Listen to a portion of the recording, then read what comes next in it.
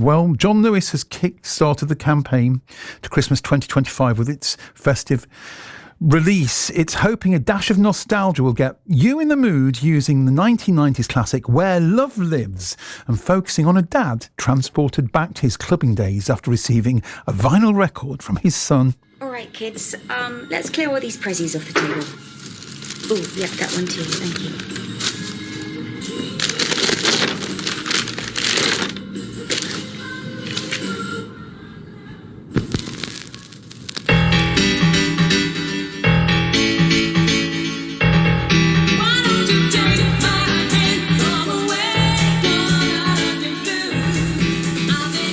Well, it's transporting me back, never mind his dad there. So the question this morning is, what makes the perfect Christmas ad?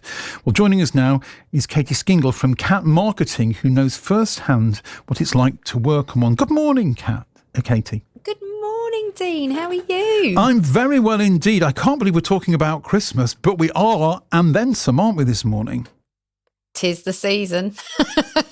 But it does get earlier every year. You are right. John Lewis have dropped their advert a full week earlier than last year. And last year, they dropped it a full week earlier than the year before. So, maybe I'll be talking to you in June next year. It could well happen. Katie, what makes for a successful Christmas ad campaign? So for me, it's very much about emotional storytelling. I want to feel that it's not just about the commercial element that we all know takes place around Christmas shopping time and the stress that you can be under as you start to create what you hope to be a perfect occasion for your family.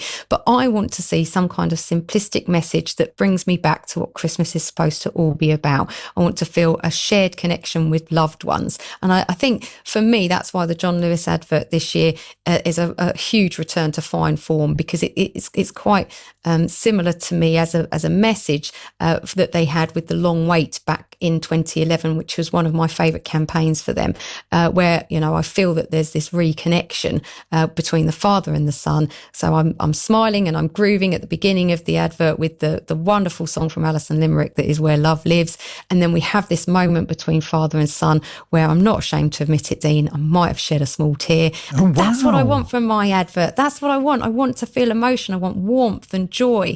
And I want to be able to know at the end of it that it's Christmas time and there's a reason that we all come together. Because although we start with the Alison Limerick version, it morphs into quite an emotional rendition of Where Love Lives, doesn't it?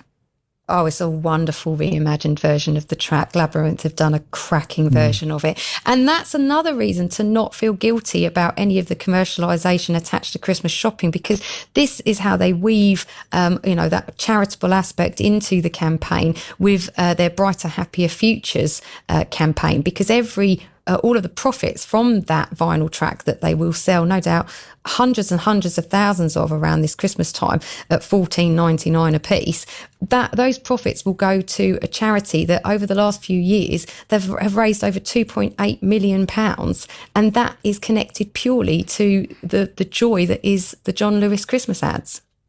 How have they nailed it in particular, that company? So I think because they understand that it's about brand story. People very often ask me, well, how does that work as a TV ad these days, when actually, you might not necessarily just be watching TV or watching streaming channels or fast forwarding the ads. Actually, it's never been about just that one linear TV ad. It's about the digital channel activation and the experiential pop-ups that take place in store. It's about driving people into their stores with a story that resonates with people and what you come to expect from John Lewis. When the John Lewis advert launches, it's Christmas time. We might not be happy it's the 4th of November, but there's no denying, Dean, that we feel it's You're Christmas right. time has landed with us. I'm really fascinated by what Aldi do as well, because they've developed Kevin the Carrot as a character which pops up each year. Is there something to be said for having that consistency? I absolutely think Aldi have nailed their marketing in general.